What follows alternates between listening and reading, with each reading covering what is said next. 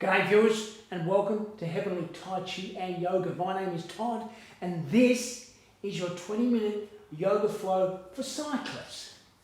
Primarily we're going to be focusing on recovery. Now today you are going to require one accessory, which is a strap which we'll be using for Supta Pradhan Gustasana, Reclining Big Toe Pose. But let's get into that.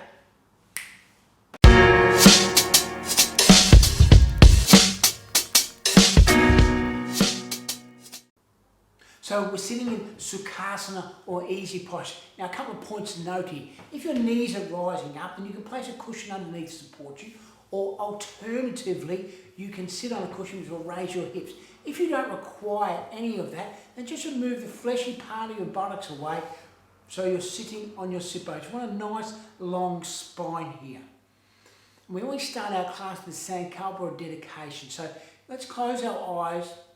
And in our mind's eye, let's send love, support and energy to someone you know that needs a bit of extra of that right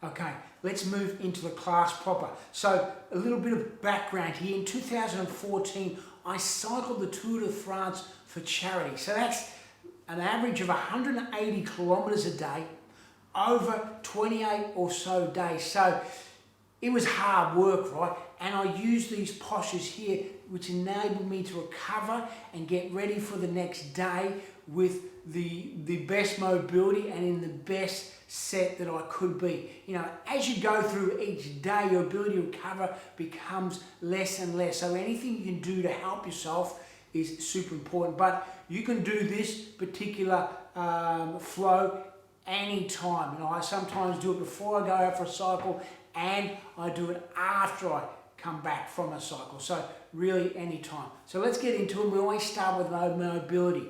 So, you know, within the class, we're going to be focusing on mobility across our main touch points with our hands, our wrists, our shoulders, our back, our feet, our hamstrings. So the main areas of the body that are getting the most work, and that when you're cycling, you're in those positions for a lot longer. So we work in the opposite. So if we're doing a forward bend, which we're generally in cycling a lot, then we'll be looking to open up the chest, open up the shoulders as much as possible. So let's get into the practice. And we'll start with our mobility. So let's take our palms together and let's open the palms. We're going to draw our palms back in towards ourselves, okay? And we're going to create this nice little circle here, going nice and easy to start the class, okay? Don't take yourself out as you're bringing your hands back. That would not be a good start. So this wrist mobility exercise is great because when you're cycling long distances, your hands can typically be in the same position for long periods of time. It's good to move your hands around the handlebars from the drops for the tops and just changing the position, but also as we're mobilizing the wrists here, it'll help, especially if you're braking for long periods of time. If you're going downhill at speed, you want to make sure you can hold those positions for a long period of time. Let's give the hands a nice little shake there. Let's extend the left hand out in front. Let's draw the right hand on top, touching the left hand at the top here. And we're slowly drawing that left hand back towards our left shoulder. Get a nice stretch underneath the wrists here. And then we release that. So as you know, we've got this forward flexion within the wrist when we're holding onto the handlebars or we're on the top of the bars. So this exercise helps to alleviate that.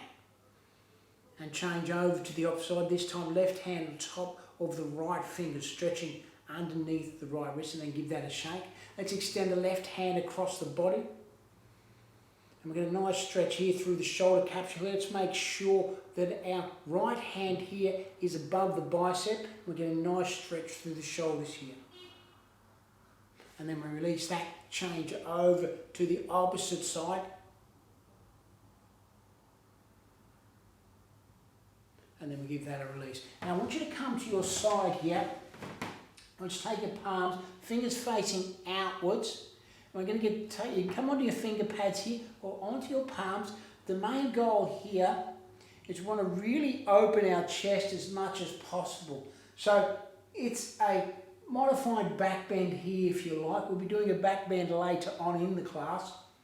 But this really is just to open up the chest, open up the shoulders, and let's turn the palms facing in towards your lower back. Now opening up the chest here. Nice extension, drawing the shoulder blades together. And then we're coming back to our center line. Now, coming back to our finishing position, or our starting position here, let's go through some neck circles.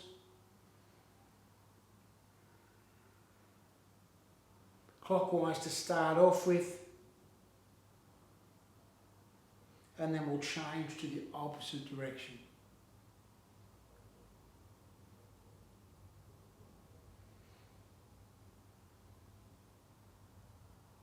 So I love cycling, but I know it takes a wear and tear on the body, but it's great for you. So it's important you've got a nice flexibility or mobility practice that you continue on with. So let's now move into our cat-cow, which again is spinal mobility. We want to make sure there's a couple of alignment points here. We want to make sure our shoulders are stacked over our wrists. We want to make sure that our knees are in line with our wrists. Our feet are not turned in, so they're parallel to our ankles here. And we're in a nice neutral position here. So from an inhale, go into our cat and extend. We'll draw the belly and extend the shoulder girdle out. And then exhale, releasing upward into our cow position. We lengthen the tailbone down here. And then drawing the belly in, extend the shoulder girdle. Inhale, and then releasing. Opening up the chest, lifting the head. Coming into our cow pose. And then finally, one more time into our cat pose. Angry cat pose. Drawing the belly in. So important part is strengthen the core and strengthen the back within cycling. That'll help you tremendously. So now that we've done our cat-cow, we're going to go into what we call Bhujangasana or Cobra Pose. So let's come down onto our belly here. And let's draw our hands right close in towards our shoulders. And we're going to make sure that our legs are activated here. Toes and heels are touching. Now, Bhujangasana is an upward bend, okay? So it's like upward facing dog, but the main change is we leave the hips onto the mat. So it's a deeper back bend, okay? So now, on the inhale, we're going to draw and pressing into the mat, slowly coming up, and we'll slowly lift the head. Make sure the glutes are activated here, support the lower back, core is activated. Support the lower back, and then we'll slowly lower it down. This time we're going to take our right cheek to the mat, and we're just going to move the circular motion here. We're going to massage into our cheek to release any tension in the jaw. One of those often overlooked areas of the body that doesn't get treatment. And especially when we're cycling downhill, can be tension, very dangerous at times at speed. So we just want to release and relax ourselves as much as possible.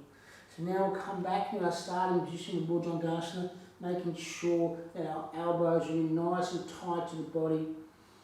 Inhale, drawing up as we come up into our Bhujangasana Cobra positioning, or sometimes called Sapasana, which is serpent. Translates to serpent.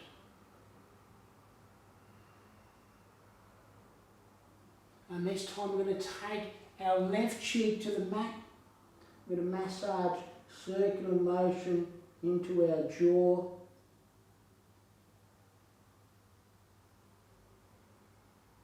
Then we're going to do one more time each side. Drawing up, inhale, drawing up.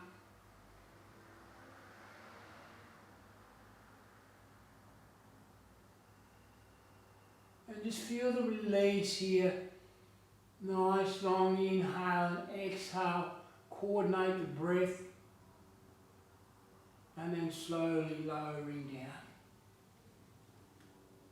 Again, we're massaging that right cheek into the mat in a circular motion.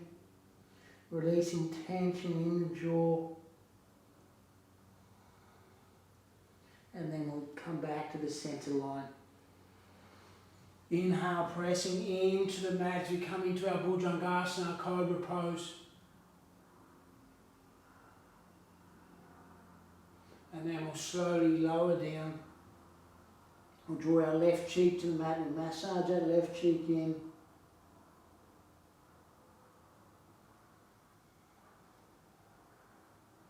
Then we'll come back to the center line. Inhale, drawing up, going into our Bhujangasana, Cobra Pose. Looking up. Nice long neck here. Shoulders should be nice and down here. Drawing away from the neck. And then we'll slowly lower down. Finally drawing that left cheek to the mat. Massaging it in.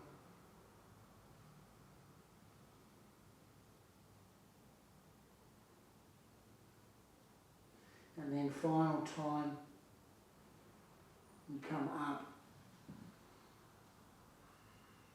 Inhale, looking up. Drawing the shoulders back. And then slowly calming down. Now we'll draw ourselves back into child's pose. Here, what we're going to do, we're going to tuck the toes under here, which will give us a nice stretch through the toes. Just go nice and easy here. Extend the hands forward. It's a counter pose. Back bend, forward bend. This will also wake up the toes as well. If you wear cycling shoes, feet can get pretty hot sometimes, depending on your shoes. Ventilation. It's a great little exercise here with the toes tucked under just to wake the feet up. Now give them a nice little shake. And then we'll come onto our back. We'll grab our little strap here. And now we're going to Supta Palangustasana, which is our reclining big toe pose. So from here, we're going to lie down, extending all the way down. We're going to take the strap and place it on the forefoot and make sure we've got an even measurement with the strap here. Let's take the hands up to about knee here, depending on how long your strap is, and then we'll slowly lean back and just let the leg come back to start off with. Okay? We want to make sure the left leg is activated, so the leg is not being stretched here, the hamstring's not being stretched. Extend that left leg here. If you have a wall in front of you, you can press into the wall. So from here, we're going to draw the right leg up and be working towards 90 degrees and beyond. But cyclists tend to be very tight. Very tight. You can see my hamstrings are very tight here. But in order to increase the mobility, you've got to do the work. So this is a great practice for me to do on a regular basis. Now I'm pressing through the heel here to accentuate the stretch through the hamstrings. And now to come up, we're slowly going to press in with our right foot. I'm going to draw myself all the way in, holding onto the strap with tension. Okay, and we'll come back to our finishing position, and we'll change over to the opposite foot. Let's place that strap around the top of the forefoot here. Extend that left leg out. Let's activate that right leg now, and then we'll slowly lean back. As we lean back, we'll lift that left leg up to the sky. And now we're drawing our hands back, elbows towards the mat. Make sure that your femur is descending into your pelvis here. That's going to help you extend that stretch even more. And then we're going to slowly press into the strap, and that'll draw us back up into our starting position. So let's do that one more time each side. It's a fantastic stretch, it really is a fantastic stretch. And great stretching those hamstrings. We know and love that do a lot of work, also calves into the glutes as well. Do a lot of work for cycling for us. Now let's draw that right leg up. Pressing into the heel, which is going to work the stretch into the hamstrings. Make sure that left leg is activated and the heel is pressing forward, toes are drawn back. Okay? Rest the back of the head onto the mat. And slowly draw that right leg up. Find that place of tension for you. And then breathe. Now we're pressing with our forefoot into the strap and let it slowly bring ourselves back up. We always control our movements within the practice. Safety is our main priority. Always go into our posture slowly with control. Now we'll change the strap over to our left foot. If you want to take a stronger position on the strap, you can double wrap the hands in. Now activate that right leg, and then we slowly lean back. You can use the core here to slow your descent to the mat, and we're drawing our left foot up, pressing through the heel, getting a stretch into the hamstring, into the calves. Woo! I like this stretch. And then we're going to press in one more time. We'll slowly come back into a starting position. Excellent. So we've done a back bend here with our Bhujangasana. We've done mobility with our cat-cow. We've done our Supta Palangustasana, which is our reclining big toe pose.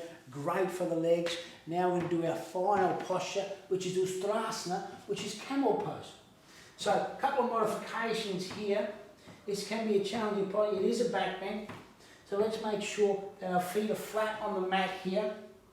Now, if your knees are a little bit bony, then you can fold the mat over here.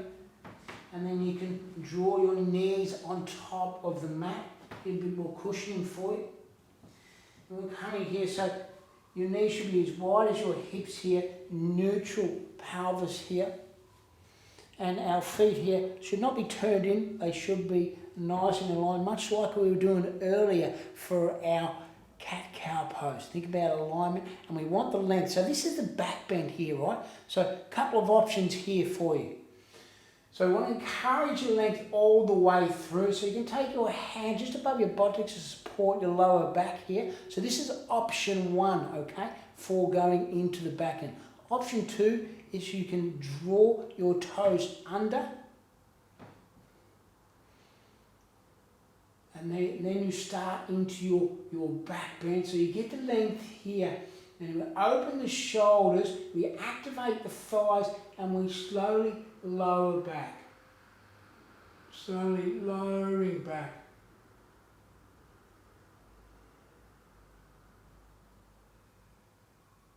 And you have an option here to grab the heels if you feel you've got that length. Or you can use blocks also. Great chest opening, back bend. And slowly coming back. Let's untuck the toes. Let's extend the hands forward, come to our Balasana, which is our child's pose. This is a nice counter pose to that back bend. And then we'll come into our Ustrasana or Camel Pose one more time. Let's draw the toes under. And then we're coming up. We place our hands just above our buttocks here, supporting our lower back. Our flat palm of our hand into our lower back here. Toes are tucked down. We want that length through the chest. Inhale. activate the thighs, activate the glutes, the buttock muscles. We're lengthening through the spine in a nice back bend.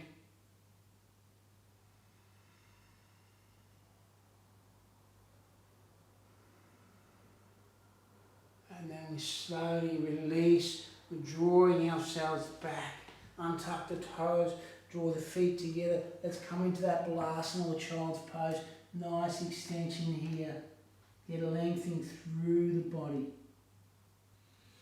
Now let's take our mat all the way out. Let's come into our Shavasana, into our final pose.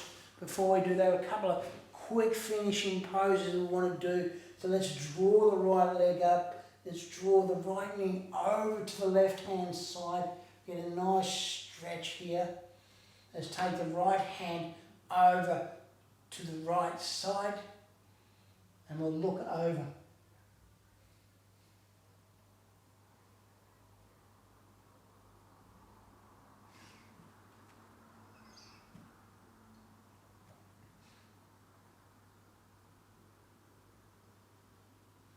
And then slowly draw that right knee in, extend the leg all the way up, give the legs a little bit of a shake.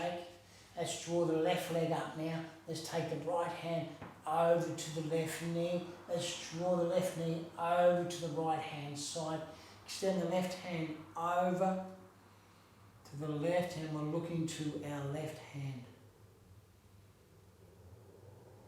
Spinal twist, lying spinal twist.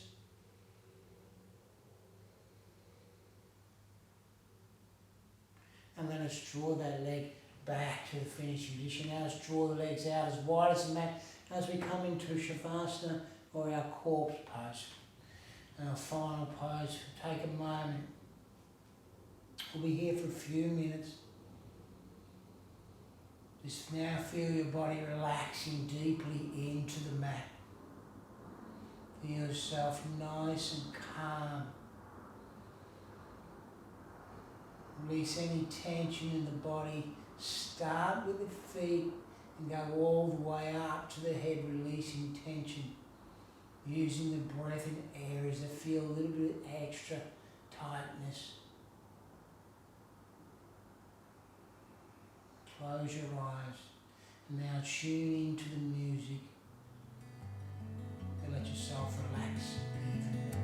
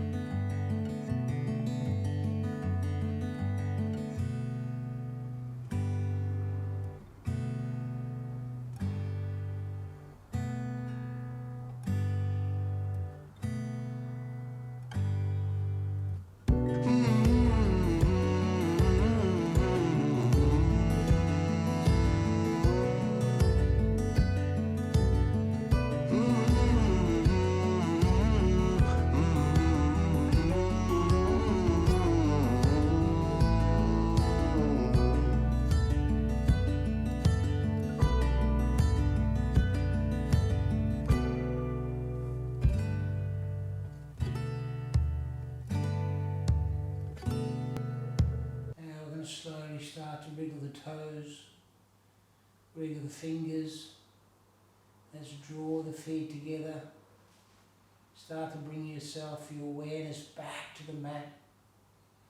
Slowly open your eyes, reorientate yourself into your room.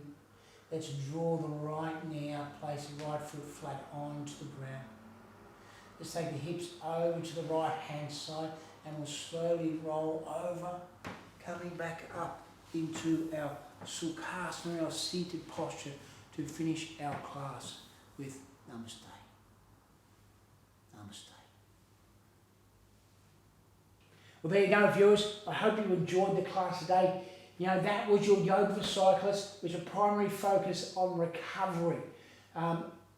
If you liked it, give it a like on any comments. Please let me know. I love interacting with the community. If you want to take it a step further, I've got a yoga for strong abs here, which is going to be great for your core when you're cycling. And also check out my other yoga videos here as well.